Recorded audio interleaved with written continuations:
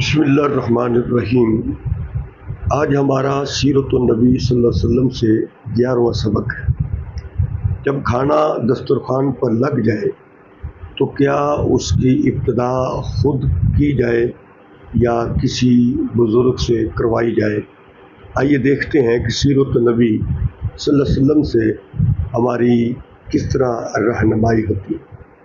روایات میں موجود ہے، حضرت جابر بن عبداللہ رضی اللہ تعالیٰ عنہ کی روایت مستدرک حاکم میں موجود ہے کہ آپ فرماتے ہیں کہ جب ہم لوگ رسول اللہ صلی اللہ علیہ وسلم کے ساتھ دسترخوان پر بیٹھتے کھانا کھانے کے لیے تو ہم اس وقت تک شروع نہ کرتے جب تک رسول اللہ صلی اللہ علیہ وسلم کھانے کی ابتدا نہ کر لیتے۔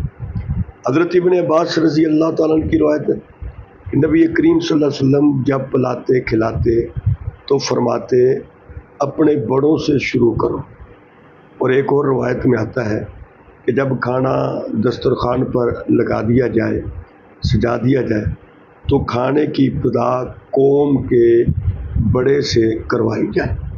جب کھانا دسترخوان پر لگ گیا ہے تو پھر یہ نہیں کہ خود ہی کھانا شروع کر دیا جائے، بلکہ انتظار کیا جائے یا کسی بڑے کی خدمت میں التماس کی جائے کہ آپ شروع کریں۔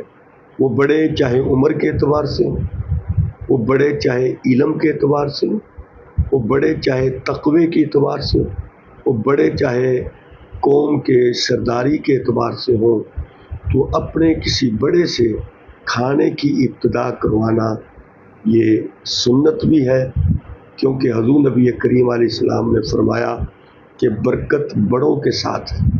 حضرت ابو عبیدہ رضی اللہ تعالیٰ عنہ سے نبی کریم علیہ السلام نے فرمایا کہ برکت بڑوں کے ساتھ ہے۔